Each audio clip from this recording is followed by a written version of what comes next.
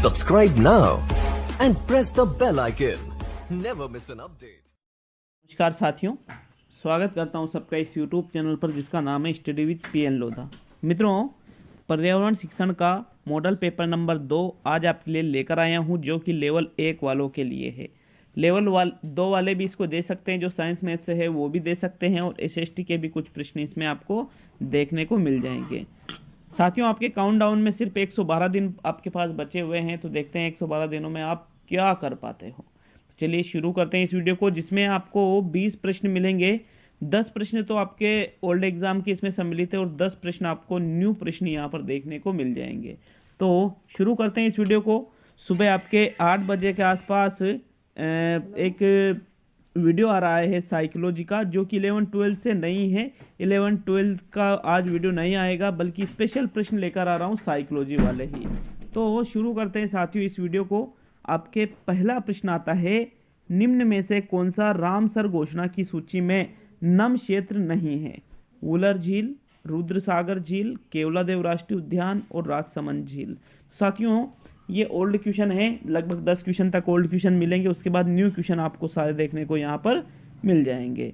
तो मित्रों, रामसर घोषणा की सूची में नम भूमि क्षेत्र नहीं है, तो वुलर झील भी नम भूमि है, रुद्रसागर भी नम भूमि है, केवलादेव राष्ट्रीय उद्यान भी नम भूमि है, लेकिन जो राजसमंद झील है, जो कि राजसमंद जिले में स्थित होगी, बिल्कुल नॉर्मल सी चीज़ है, तो वो फिर रामसर साइट की जो नम भूमि क्षेत्र की जो सूची उसमें ये सम्मिलित नहीं है। विकल्प नंबर 4 सही है साथियों, प्रश्न संख्या 1 में।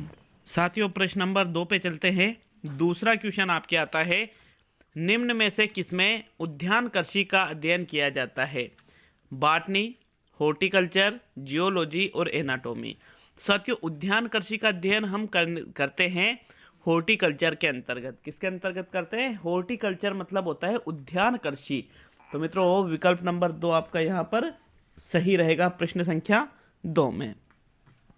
नेक्स्ट प्रश्न देखते हैं साथियों, प्रश्न नंबर 3। तीसरा क्वेश्चन आपके है, कौन सी गैस ग्लोबल वार्मिंग के लिए उत्तरदायी है? Nitrogen gas, methane gas, carbon dioxide gas और सल्फर डाइऑक्साइड गैस। तो साथियों, यहाँ पर मैं एक ही आंसर बताऊंगा। देखिए, प्रश्न नंबर 3 में ग्लोबल वार्मिंग की बात करें तो एक कॉमन सी एक गैस होती है जो हमेशा प्रदूषण के लिए उत्तरदायी होती है, तो वो है कार्बन डाइऑक्साइड गैस। कौन सी गैस है वो साथियों? Carbon dioxide gas. विकल्प नंबर 3 सही रहेगा। ये सभी को पता है कि CO2 जो आपके है, कार्बन डाइऑक्साइड, ये गैस क्या है, हमेशा ही वायु में प्रदूषण करती है, और ये भी ग्लोबल वार्मिंग के लिए ही उत्तरदायी है। ग्लोबल वार्मिंग का अर्थ आप सभी जानते होंगे, जो वैश्विक तापमान बढ़ा है वो ग्लोबल वार्मिंग का ही परिणाम है साथियों। नेक्स्ट प्रश्न नंबर 4 पे चलते हैं। चौथी कक्षा, यहाँ पे प्रश्न नंबर 4 है, छोटी कक्षाओं में पर्यावरण अध्ययन विषय में रुचि उत्पन्न करने के लिए पढ़ाने का तरीका होना चाहिए? आगमन, मनोरंजक एवं खेल संबंधी, रटने का और निगमन का। तो 2 चीज़ें तो यहाँ पर बिल्कुल साफ साफ हटा देंगे। रटने का तो छोटी कक्षा में कुछ काम है ही नहीं, निगमन का भी नहीं होना चाहिए। अब 2 चीज़ें हैं, आगमन और मनोरंजक एवं खेल संबंधी। तो साथियों, आगमन और मनोरंजक एवं खेल संबंधी दोनों ही विकल्प में अगर आ जाते हैं और प्रश्न पूछे पर्यावरण अध्ययन में प्राथमिक स्तर पर पूछे, तो वहां पर रहेगा मनोरंजक एवं खेल संबंधी, क्योंकि बच्चे हैं, बच्चों की खेलों में रुचि ज़्यादा होती है। साथियों, दूसरा विकल्प यहाँ पर सही है प्रश्न संख्या 4 में। नेक्स्ट प्रश्न देखेंगे मित्रों, प्रश्न नंबर 5। आपके 5वां क्वेश्चन आता है, विशिष्ट से सामान्य का सिद्धांत निम्न में से किसमें प्रयोग होता है? विश्लेषण विधि में, स्वतः शोध विधि में, संश्लेषण विधि में और आगमन विधि में।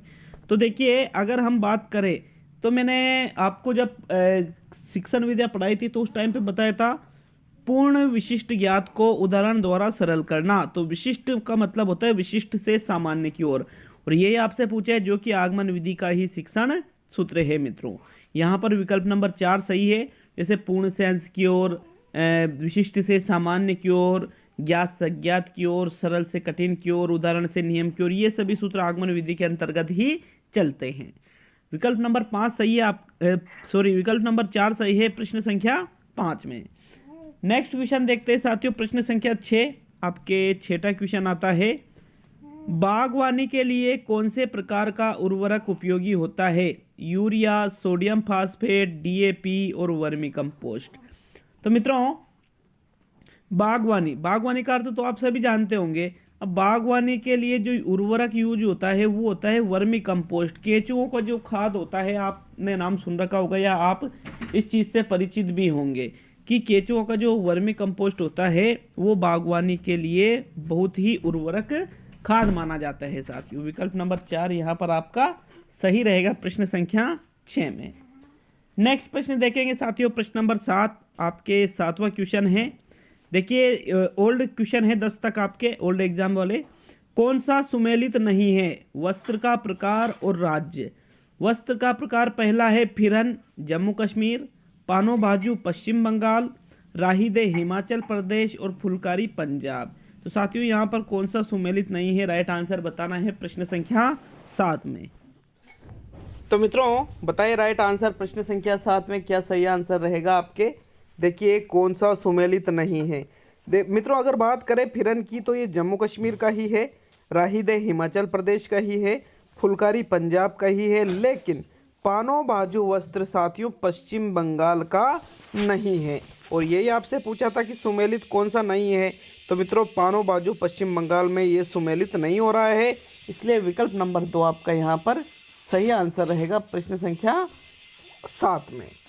नेक्स्ट प्रश्न देखते हैं, प्रश्न नंबर 8वां क्वेश्चन आपके आता है, भारत में उपभोक्ता संरक्षण अधिनियम किस वर्ष लागू किया गया था? 1981 में, 1985 में, 1986 में और 1988 में।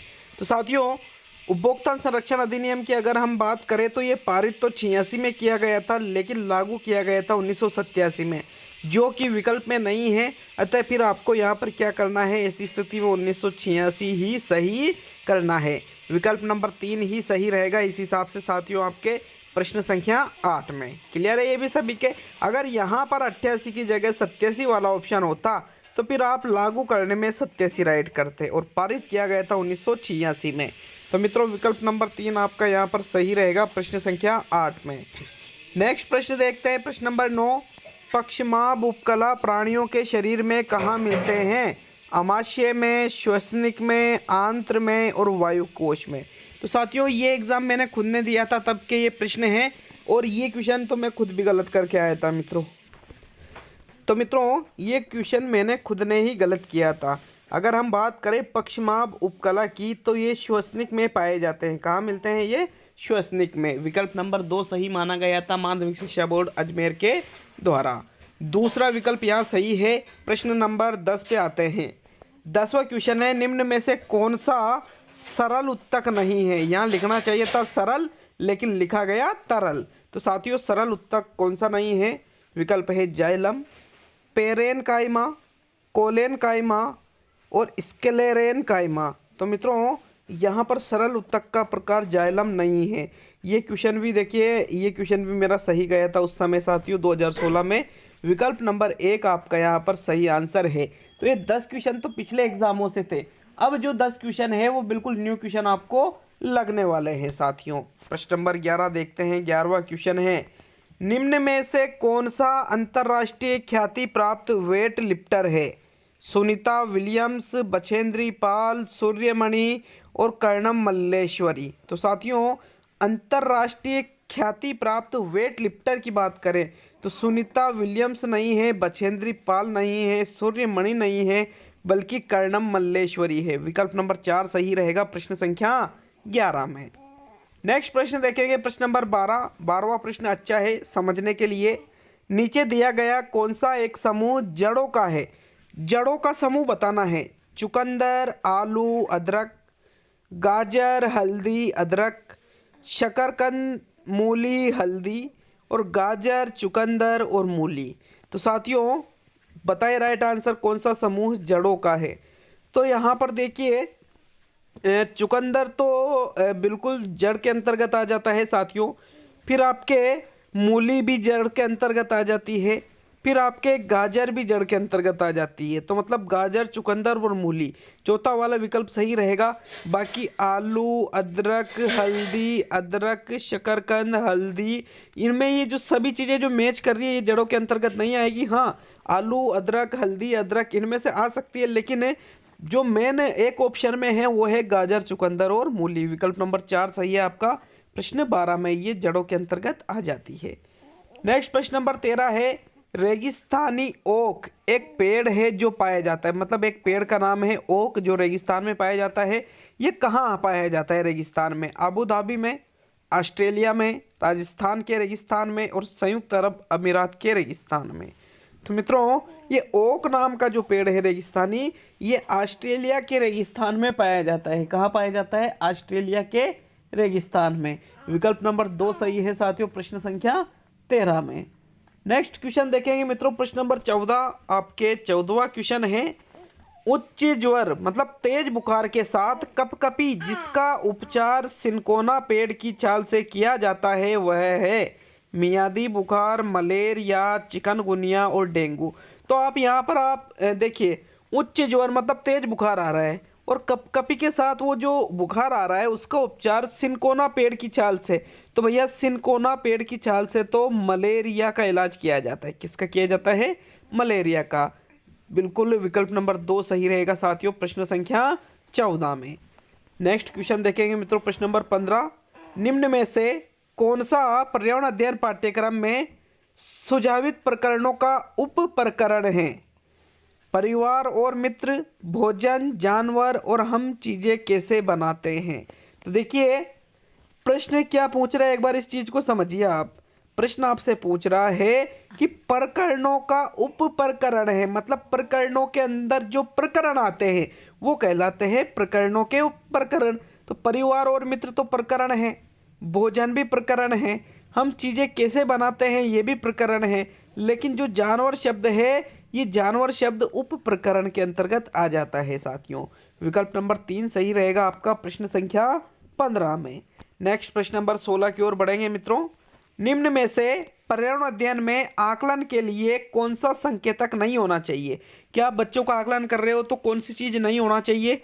प्रश्न पूछना, न्याय और समानता के प्रति सरोकार, सहभागिता और याद करना। तो साथियों देखिए, सहभागिता, न्याय और समानता के प्रति सरोकार, प्रश्न पूछना ये तो आकलन में उचित है, लेकिन याद करना आकलन का मुख्य ये नहीं होता है। याद करना तो रटना हो गया एक तरह से, इसलिए ये आकलन का संकेतक नहीं होना चाहिए साथियों। विकल्प नंबर 4 सही है, प्रश्न संख्या 16 में। नेक्स्ट क्वेश्चन देखेंगे मित्रों, प्रश्न नंबर 17 आपके 17वां क्वेश्चन आता है मित्रों। देखिए 17वां क्वेश्चन, रेटिंग स्केल में कौन सी तकनीकी का उपयोग होता है? रेटिंग स्केल का नाम सुना होगा, आप सभी ने सुन रखा होगा।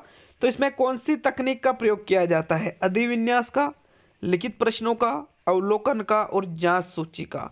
तो साथियों रेटिंग स्केल में कौन सी तकनीकी का उपयोग किया जाता है? राइट आंसर बताइए प्रश्न 17 में। मित्रों इसका राइट आंसर है रेटिंग स्केल में जांच सूची का प्रयोग किया जाता है। किसका प्रयोग किया जाता है? जांच सूची का, रेटिंग स्केल में। विकल्प नंबर 4 सही है आपका, प्रश्न 17 में। नेक्स्ट क्वेश्चन देखेंगे साथियों, प्रश्न नंबर 18, निम्न में से पेट्रोलियम से क्या प्राप्त नहीं होता है? कोयला, डीजल, मोम और ग्रीस। तो पेट्रोलियम जो है उससे डीजल भी निकलता है, डीजल भी उसी चीज में से आता है, मोम भी उसी चीज में से निकाली जाती है, ग्रीस भी उसी में से निकाला जाता है, लेकिन कोयला पेट्रोल में से थोड़ी निकलता है। कोयला तो खुद एक अलग से निकलने वाला खनिज है साथियों। विकल्प नंबर 1 सही है आपका, प्रश्न 18 में। नेक्स्ट साथियों प्रश्न 19 देखेंगे, आपके 19वां क्वेश्चन क्या है? तो चलिए देख लेते हैं प्रश्न नंबर 19 को। निम्न में से कौन सा वर्तमान पर्यावरण अध्ययन पाठ्यक्रम के 6 मुख्य थीमों में से एक नहीं है? तो साथियों राइट आंसर बताना है आपको प्रश्न 19 में। विकल्प है आपके काम और खेल, दूसरा है भोजन, तीसरा है आवास और चौथा है हम चीजें कैसे बनाते हैं। तो मित्रों राइट आंसर बताइए कि कौन सा पर्यावरण अध्ययन का जो पाठ्यक्रम है इसके 6 मुख्य थीमों में नहीं आता है। साथियों देखिए इसमें भोजन भी आता है, आवास भी आते हैं, हम चीजें कैसे बनाते हैं ये भी आता है, लेकिन काम और खेल इसके 6 मुख्य थीमों में सम्मिलित नहीं है। विकल्प नंबर 1 सही है साथियों यहाँ पर, प्रश्न संख्या 19 में। और इसके बाद में आज का अंतिम और 20वां क्वेश्चन देखेंगे, लेकिन यार वीडियो अच्छा लगे तो लाइक शेयर करना नहीं भूले साथियों। 20वां क्वेश्चन है, राजस्थान स्टेट केमिकल वर्क्स कहाँ स्थित है? डिडवाना में, नागौर में, बाड़मेर में और परबत्सर में। तो मित्रों देखिए, राजस्थान स्टेट केमिकल वर्क्स स्थित है डिडवाना में। कहाँ पर है? डिडवाना में। विकल्प नंबर 1 सही है आपका प्रश्न 20 में। तो चैनल पर नए हो तो सब्सक्राइब करके जरूर जाए साथियों, क्योंकि इससे हमारा हौसला अफजाई होता है। मिलते हैं अगले वीडियो में। सभी मित्रों का बहुत बहुत धन्यवाद।